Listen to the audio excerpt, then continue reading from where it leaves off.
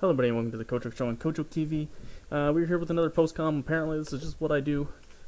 Even when it's not recording, I still talk to myself while I battle. Just thought you all should know that.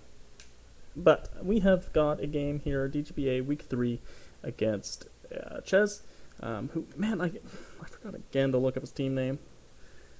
I'm the worst. Why am I even here? That's okay. So we have a Scarf Rillaboom, U-Turn, Knockoff, Woodhammer, and Grassy Glide in the end. We'll talk later about potential options in that Grassy Glide slot, but Raikou is a Discharge Scald Calm Mind sub with leftovers. Kyurem is leftovers, Freeze Dry, Toxic sub Protect. Clefable is Moonblast, Flamethrower, Soft Boiled Heal Bell in the end? Did I go Heal Bell in the end? I honestly can't remember. I know I switched it from Wish Protect, and I kind of wish I hadn't, but anyways, doesn't really matter. Incineroar is Assault Vest, Intimidate, with the Flare Blitz, Darkest Lariat, and Overheat, and U-Turn. And then Ditto is Lumberry.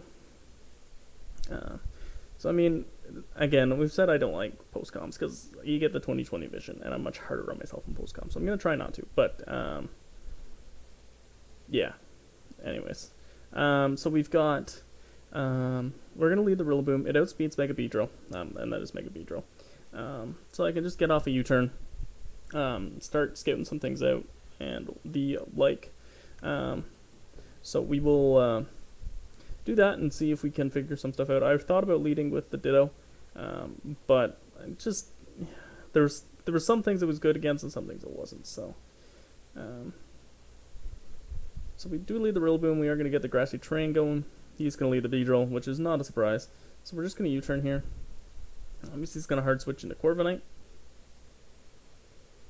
And we'll find out that it is Rocky Helmet. I was expecting one Rocky Helmet, which was probably going to be Corviknight, which is fine. So next time we'll probably click Knockoff instead. We go right into the Raikou. We're going to click the sub. See what it goes into. It goes into Mew, which we'll find out is fairly anti-this.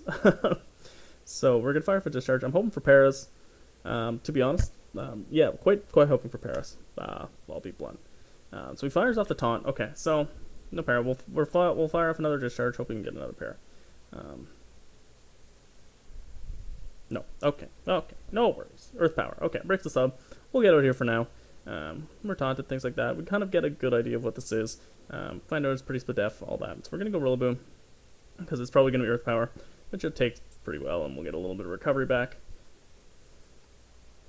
And we'll just fire off another Knockoff? Yeah, Knockoff, because if he goes Corviknight, it's going to lose the Rocky Helmet. If he stays in, then you eats a Knockoff.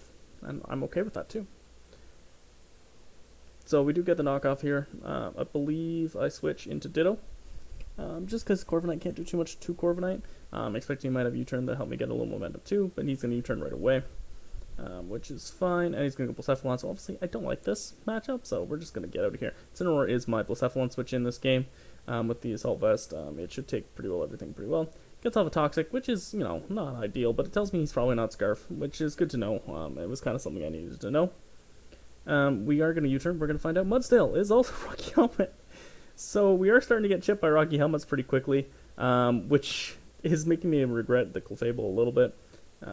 But because he had a Suicune on his team as well, and I always lose a Suicune. I know I just added Rillaboom and Raikou, which are both very good, plus Kyurem has Freeze Dry. Like, I have lots of stuff for Suicune, but I always lose to Suicune. So, I made sure I brought stuff for Suicune. I had the Hebo, in case of Toxic shenanigans and whatnot. Or did I have Rocks? I think I brought Rocks in the end. I just didn't have time to get them off. I think I brought Rocks over Heal Bell. I can't remember that last slot, to be honest. Obviously it didn't get clicked, because my mind doesn't remember it. Anyway, so we go into Kyurem on Mudsdale, which is our... If we can come in clean, and we can fire off a sub. And we're going to click Toxic here on the Blacephalon. And Blacephalon is going to reveal Rock Blast, which I forgot. Like, I knew some of its DLC moves off the top of my head, so I didn't really check. And not only is he going to reveal the Rock Blast, he's going to get 5 hits on the Rock Blast, which brings us super low. Thank goodness for no crit there. Like, I ain't mad. I didn't know he had it, so that was just good. So we fire out the Toxic. We're going to protect. I expect him just to click Rock Blast again. And we're going to get the Shadow Claw. Fire it off. In case of switch, which is smart. Okay, so we're going to just switch out. And because Rock Blast can miss. I kind of forgot Rock Blast can miss. We're going to go into the Incineroar. It's kind of only here to deal with this, and with the Rock Blast, it doesn't really deal with this, but with the Intimidate, assuming Rock Blast doesn't get 5 hits, it's taking it somewhat okay. We're going to hard switch into Rillaboom, expecting the Mudsdale, and I believe I clicked Knock Off again. Or U-turn. No, I click U-turn. I really wanted to click Woodhammer here, but I ended up clicking U-turn. Just to get momentum, because Corviknight coming in would have just kind of stalled my momentum again. So we're going to go into the Kyurem. I'm very much expecting Stealth Rocks to come up. So instead of letting Kyurem die, we're going to get Kyurem in before the rocks. It's either going to sack here or would have been a sack later. So by this, we can, live another day. Fire off a Feature Eye, A would have hit the Mudsdale. B, it will take Blissful low enough where I can just, with the Toxic already on, I can do the Protect thing and let it do its thing that way.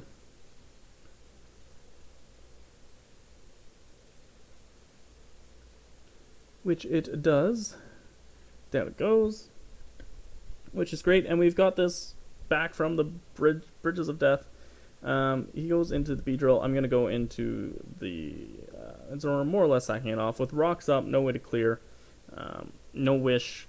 Blacephalon down. Incineroar is just the least needed thing. And we're going to go Rillaboom again. And just fire off another U-turn, I believe. We've got rid of... Oh, no. Do I click Knock Off? U-turn? I can't remember what I click. Let's find out together. U-turn? U-turn. Just to get momentum. Rillaboom is starting to get chipped quite low, which I don't love, but it does let us get into the Raikou again, which is great. I believe I go for the sub again. No point to predict much more. We'll get more or less that health back. At least get another chance at a para on the Mew. Which if we can get a para on the Mew, we can hopefully get set up on it.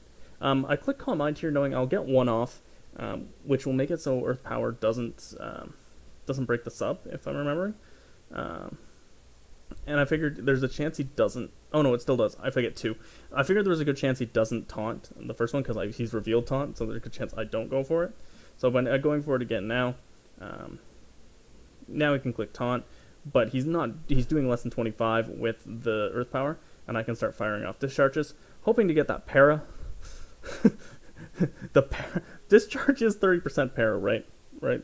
We do know that. I think it's okay. It's okay. If that's the worst thing that happens to me in this game, I feel quite okay. I mean, the Rock Blast 5 hits, but I don't care about that. So we will do the same thing and fire off another discharge. And he's gonna fire off another Earth Power. We'll get the leftovers. We lost our grassy terrain for the extra health, but that's okay. I believe I click sub here, expecting another taunt. Oh, Earth Powers. Oh, that's right, because the sub lives. I know that. That's a thing. And we'll slowly get the listeners back. I believe I Scald to kill, just in case it goes Muddale.